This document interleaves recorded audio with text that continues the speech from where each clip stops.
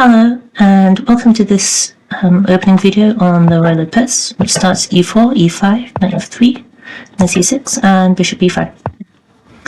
I'll be covering the various ways that black can meet this, and my own personal recommendations, and I'll be showing a couple of games which I've found quite interesting, and hopefully convince you to play the Ruy yourself.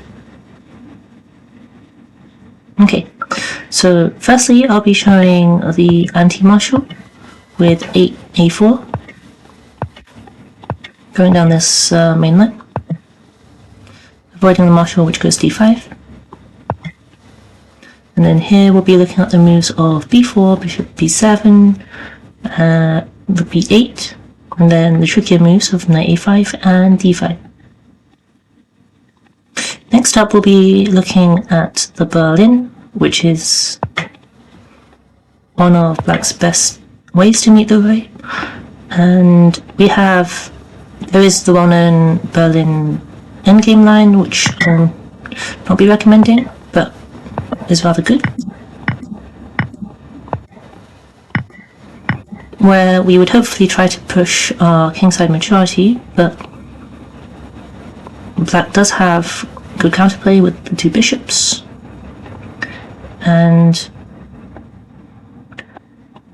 it can be quite difficult to break through.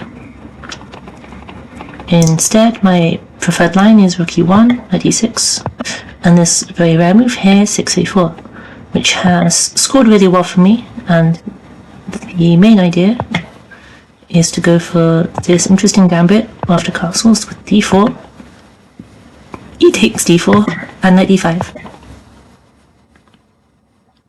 And I've had my opponents quickly get a losing position from here.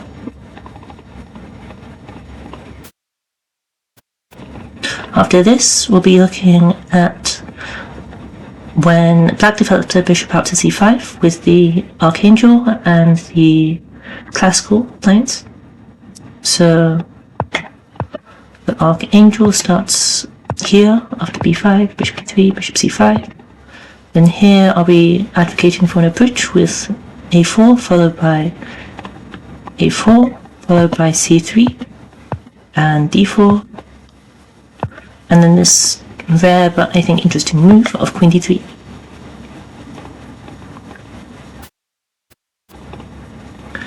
Against bishop b7, I'm recommending an early knight c3.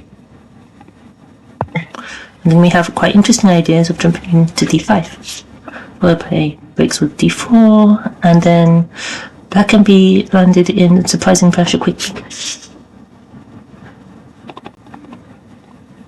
Against the classical, where black doesn't play knight f6 and doesn't have pressure on this e4 pawn so early, then I quite like just going for a very quick c3 and d4. There's in fact a funny trap can be played with d4 here, and then e takes d4, c takes d4, bishop b4 check, and then this move 7 to king f1. And then now black will certainly lose a piece because this bishop is getting trapped, and we can remove the defender with bishop takes c6.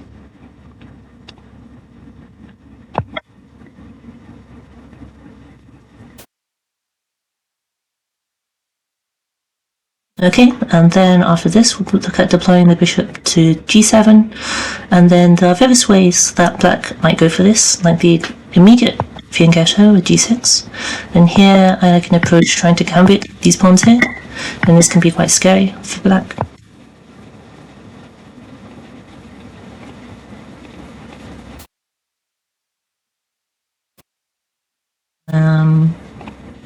Black might also go for a cozier, where the advantage of having the knight here is that black might try to go for a d5 push, and then a good way of answering this is with knight c3, and then trying to push d4.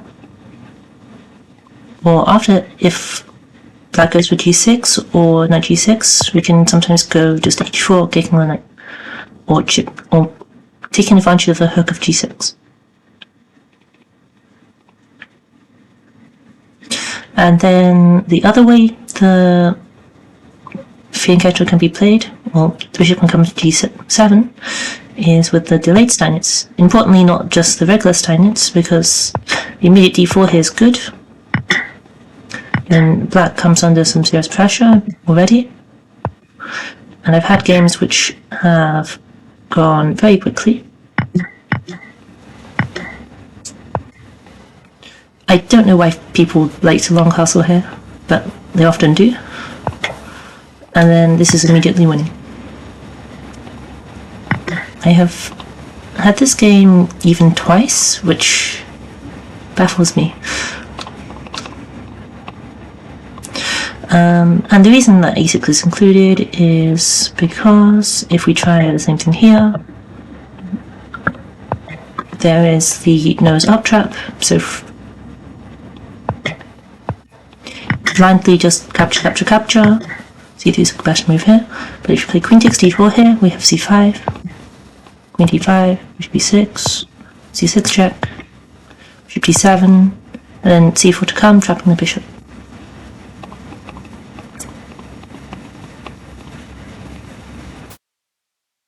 So yeah, d6, and then black one pin with the bishop d7, and then go for g6, bishop g7, knight g7, or knight f6, and then castle, and launch a kingside attack with these pawns, while we get a good play on the queen side.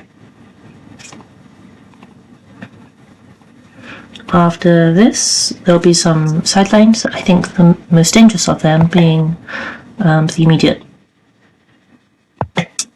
f5 or a6 followed by f5. And this one is quite tricky, but incredibly rare. So I've just been wondering how much importance to put on it. Okay.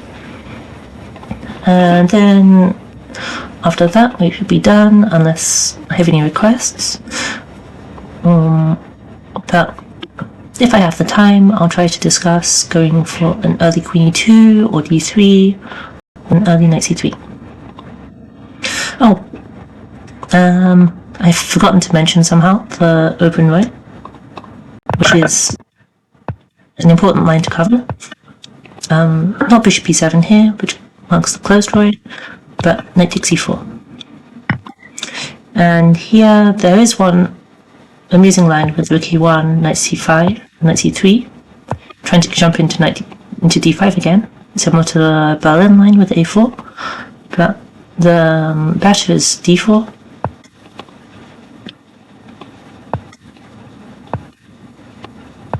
And here I do quite like the main lines, so I'll be more just looking at this. So when bishop c5 is played, going for bishop c2, knight pt2, black can sacrifice here, but then we have good defense with knight f1. Then if